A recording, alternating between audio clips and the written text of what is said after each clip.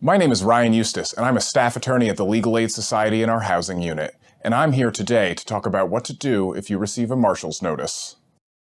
A notice of eviction, often called a marshal's notice, is a document that must be served to someone before they can be removed from their home by a marshal.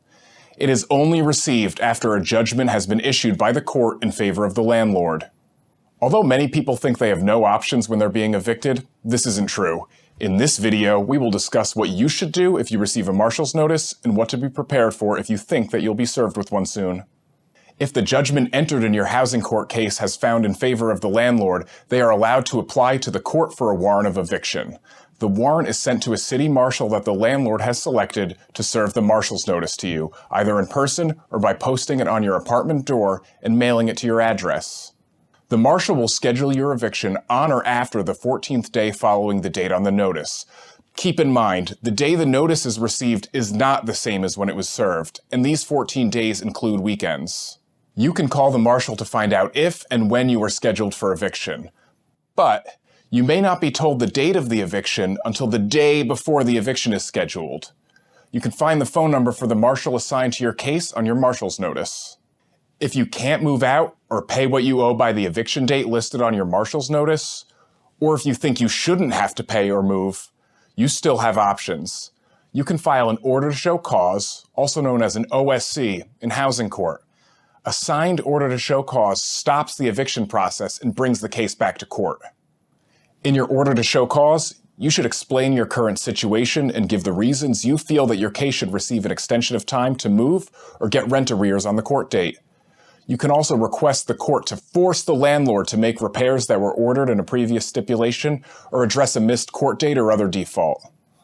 To file an order to show cause, go to your borough's housing court and fill out the papers in the clerk's office. Make sure to take a pen and copies of the following documents if you have them and feel that they apply to your case. The last stipulation or court order. The marshal's notice you received. Proof of any rent payments made since your last court date.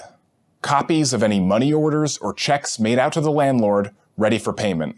Proof of any pending rent arrears grant applications or approvals from HRA or a charity. Proof of any efforts to find alternative housing, if you're moving. And any other documents to support your request for additional time. In your order to show cause, make sure you mention any sympathetic factors such as minor children, age, disability, and the length of the tenancy. The order to show cause will be given to the judge, and you will likely be sent to their courtroom to wait for a decision. If the judge signs your order to show cause to stop the eviction, you must serve the order to the marshal and your landlord, as well as their attorney if they're being represented by one. The court will give you instructions on how to serve them the order. If the judge denies your order to show cause, read the denial carefully to see why it was denied. You can always refile the order with additional information or documentation. You can also file an appeal with the appellate court to overturn the denial. If the judge denies your order to show cause, the marshal will be allowed to begin the eviction process. You could check with the marshal to determine the date you are scheduled to be evicted. Gather any important personal belongings before the marshal comes. Any necessary paperwork, prescription medication, anything you wouldn't want to lose.